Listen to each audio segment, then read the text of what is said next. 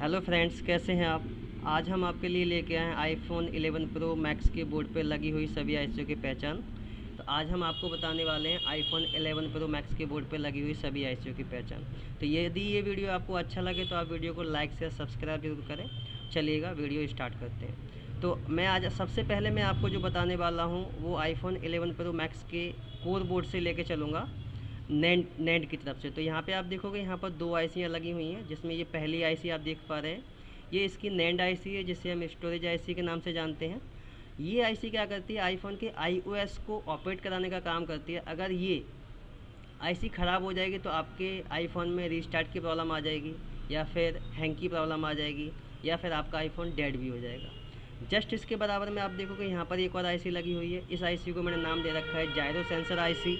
और ये आईसी आपके डिस्प्ले, आपके मोबाइल के मूवमेंट के अकॉर्डिंग डिस्प्ले को रोटेट कराने का काम करती है। तो अगर ये आईसी ख़राब हो जाएगी तो आपका डिस्प्ले का रोटेशन ऑफ हो जाएगा।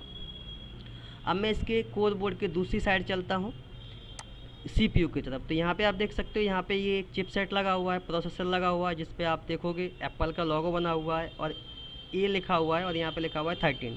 तो ये आईफोन 11 प्रो मैक्स है, जिस पे आपको A13 लिखा हुआ दिखाई दे रहा है। तो ये है इसका प्रोसेसर। और ये प्रोसेसर क्या करता है, सभी आईसीओ को इनेबल और डिसेबल करने की कमांड देता है। अगर ये आईसी ख़राब हो जाएगी तो आपका हैंग की प्रॉब्लम, रीस्टार्ट की प्रॉब्लम या सेट डेट की प्रॉब्लम भी आ जाती है। और सेट डेट की प्रॉब्लम आ जाती है। जस्ट इसके बराबर में आप देखोगे यहाँ पर दो पीए लगे हुए हैं। ये है आपका लो बैंड पीए और ये है आपका हाई बैंड पीए। नेटवर्क फ्रिक्वेंसी को एम्पलीफाई करके यानी बूस्ट करके एंटीना पे भेजना। तो अगर ये पीए ख़राब हो जाएगा तो आपका लो नेटवर्क, वीक सिग्नल, या फिर नो नेटवर्क फाइंड की प्रॉब्लम क्रिएट हो जाएगी। जस्ट यहाँ पर हम आते हैं नीचे, ऑडियो कोडेक आईसी है। इसका काम है रिसीवर को चलाने का, माइक को चलाने का, हेडफोन को चलाने का। तो अगर ये ऐसी ख़राब हो जाएगी तो आपके आईफोन में लगा हुआ रिसीवर, माइक, हेडफोन काम नहीं करेगा। जस्ट इसके बराबर में आप एक और आईसी देखोगे, इस पे लिखा यहाँ पे लिखा हुआ है UWC। इस पर एक बार कोड भी स्कैनर बन रहा है। तो UWC जो आईसी होती है, ये आपकी एक अल्ट्रा वाइड बैंड आईसी होती है। ये आईसी डेटा को ट्रांसफ़र करने का काम करती है, जैसे कि वायरलेस कम्युनिकेशन, ट्रैकिंग के लिए डिज़ाइन किया गया है। UWB टेक्निक कम पावर कंज्यूम के साथ काम करती है, जो बैटरी ऑपरेटेड डिवाइस के लिए यूजफुल होता है। जस्ट यहाँ पे देखोगे आप, पावर कंट्रोलर आईसी लगी हुई है, और यहाँ पर लगा हुआ है आपका पावर मैनेजमेंट आईसी। तो ये जो पावर मैनेजमेंट आईसी होती है, इसका काम होता है सभी आईसीओ को रिक्वायरमेंट के अकॉर्डिंग पावर देने का। और पावर आईसी की जो पहचान होती है, मैंने आपको सभी सेटों में बताई होगी, एक ही पहचान होती है कि पावर आईसी के पास में आपको बहुत सारा बग कॉइल लगा हुआ मिल जाएगा। तो अगर ये पावर आईसी ख़राब हो जाएगी तो आपका सेल फ़ोन यानी आपका आईफोन डेड हो जाएगा। तो आपके आईफोन में पावर आईसी के ख़राब होने से डेड की प्रॉब्लम आएगी। तो अब हम चलते हैं इसके नेक्स्ट पार्ट की तरफ, जो है आपका RF। तो ये RF पार्ट है, ये आपका RF बोर्ड है।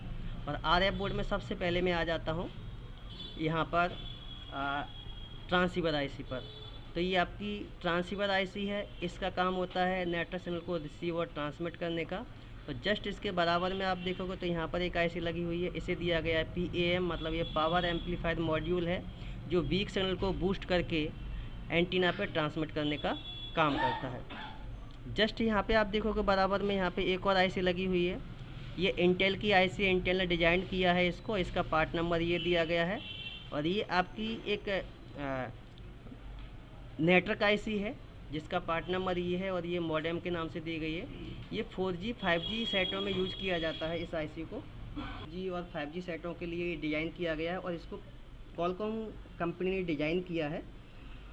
यह 5G नेटवर्क में डेटा को हाई स्पीड में बेस्ट कम्युनिकेशन के लिए ट्रांसफ़र करती है। यह 5G नेटवर्क पर डेटा स्पीड को 10 Gbps की स्पीड तक ट्रांसफ़र करती है, और यह ऐसी 5G के साथ साथ 4G, 3G, 2G नेटवर्क को भी सपोर्ट करती है।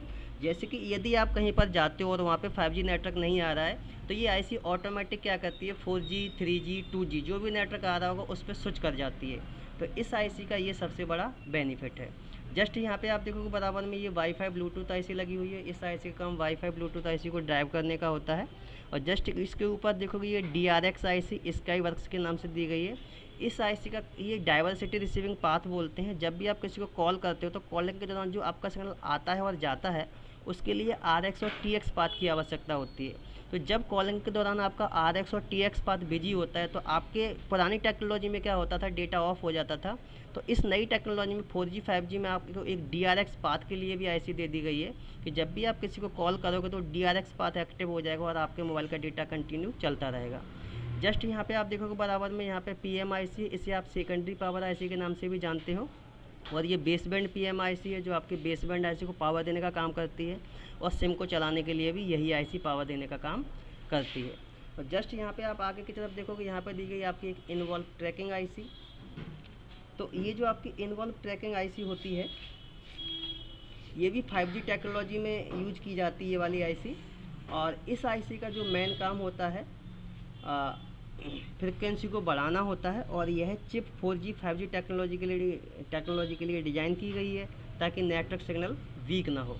इस प्रकार से ये आपके iPhone 11 Pro Max के RF बोर्ड और कोर बोर्ड पर लगी हुई सभी ICओं की पहचान थी।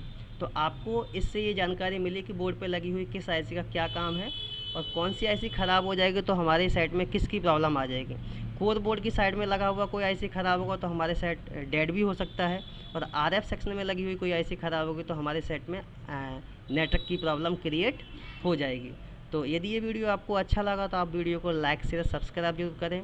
Thank you. नेक्स्ट वीडियो में फिर मिलते हैं, तब तक के लिए धन्यवाद।